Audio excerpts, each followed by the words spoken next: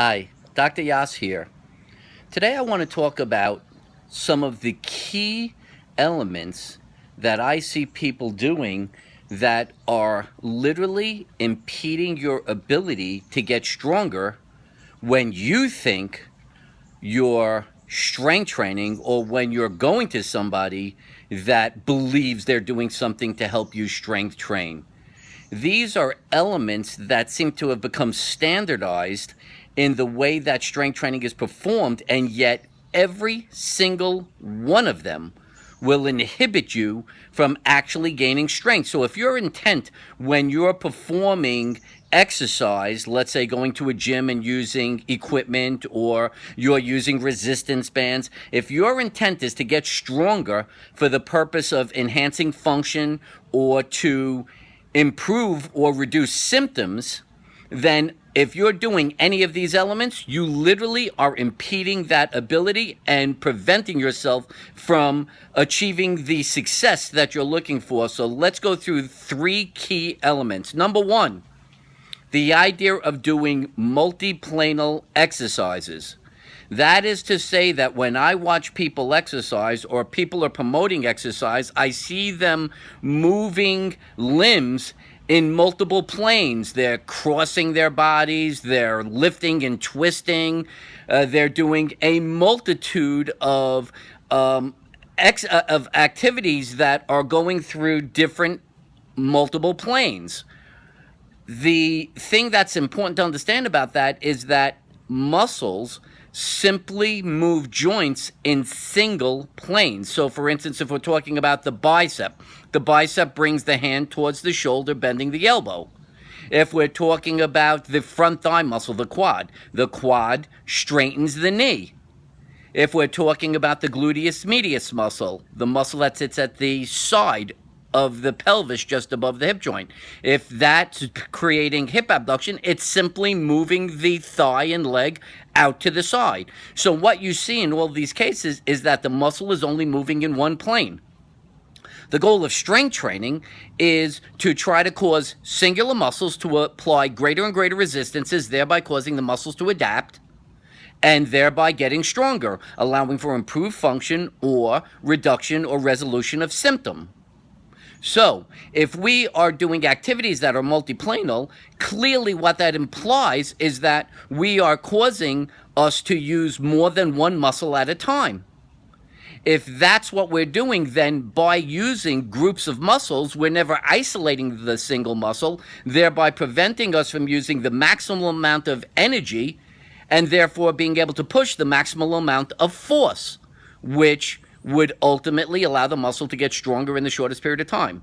So that's the first thing. If you're trying to do exercise and you're trying to get strong for either the purpose of increasing function or reduction of symptom, you should be working individual muscles and only moving that muscle in one plane. Only one joint generally should be moving, and it should only be moving in one direction, the direction that that muscle moves that joint in.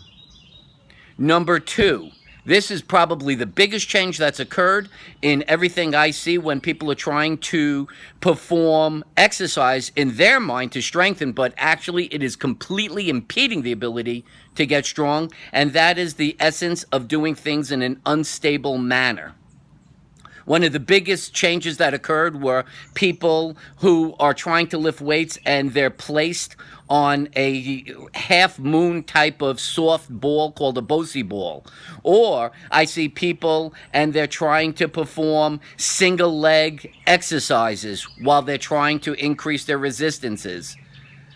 Anything that creates greater instability will automatically defer strength or energy from the ability to move a resistance to trying to stabilize the body, thereby preventing a muscle from working against the greatest amount of resistance, which then allows it to get stronger in the shortest period of time, again, with the intent to increase function or reduce or resolve symptoms.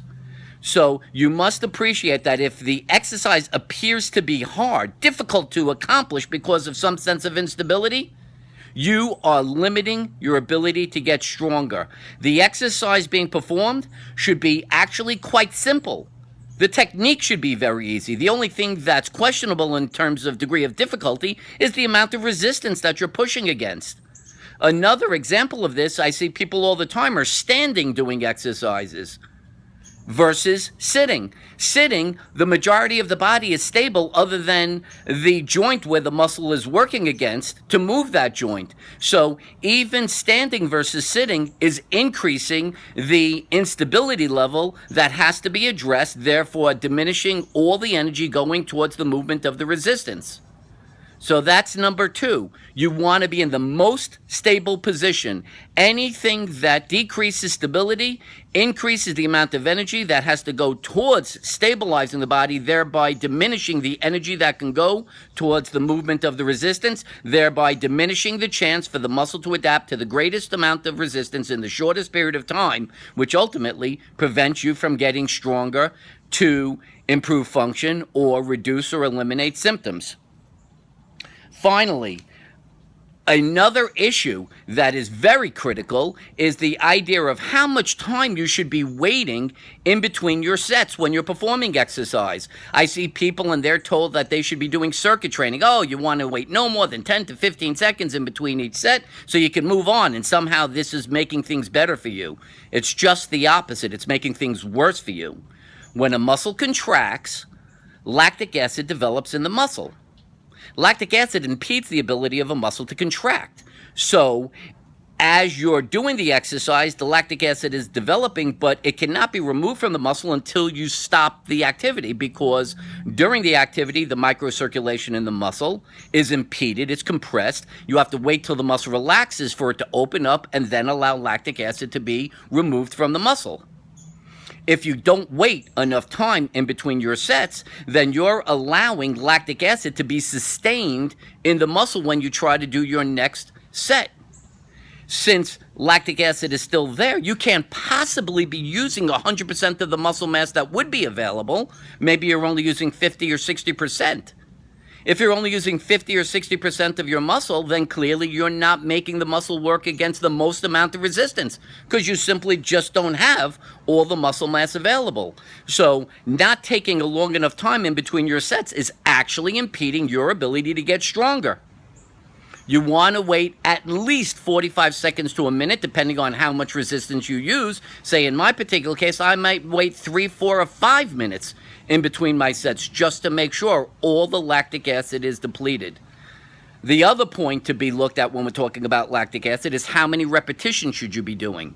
If you are being told or you are utilizing more than 10 repetitions, say 15 or 20 repetitions in a set, you are developing so much lactic acid that the reason that you're failing at the end of that set is not because the muscle that you had, 100% of the muscle, wasn't able to work against the maximal resistance. It's simply that you had less and less muscle mass available because of the fact that so much lactic acid had developed. So it's simply that you just have less muscle mass available, not that the muscle has worked against the greatest amount of resistance. And again, unless we are causing the muscle to adapt to greater and greater resistances, we are not allowing it to get stronger and be able to work against the functional activities, the forces that are required for the functional activities we are trying to perform, therefore inhibiting our increase in functional capacity and reducing or eliminating symptoms. So keep your repetition counts to less than 10 repetitions. Anything greater than that, the only thing that's causing you to fail is the fact that you are building up so much lactic acid that is what is impeding you, that you simply have less and less muscle mass to move the resistance. So to review again, we don't want to do multiplanal joints. Every exercise should not be going through more than one plane, and that's so that each muscle can be isolated to allow it to work against its greatest resistance.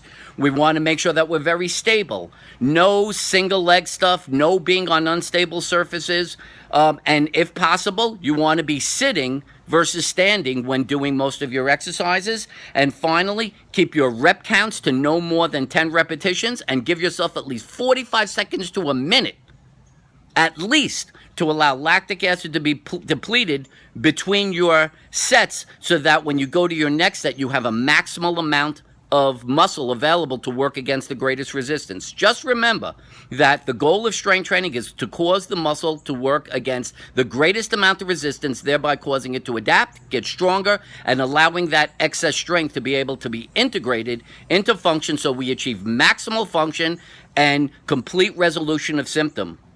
Anything that impedes that general theory is literally diminishing your ability to be successful. So let's follow these rules. All of this that I've just discussed can be seen in the Yas method, whether it's through books or videos or anything else that I'm promoting. These are core principles of strength training that are, to one degree or another, only able to be found in the Yas method. So if you want more information about the Yas method, you could go to my website, www.mitchellyas.com. If you have any questions, email me.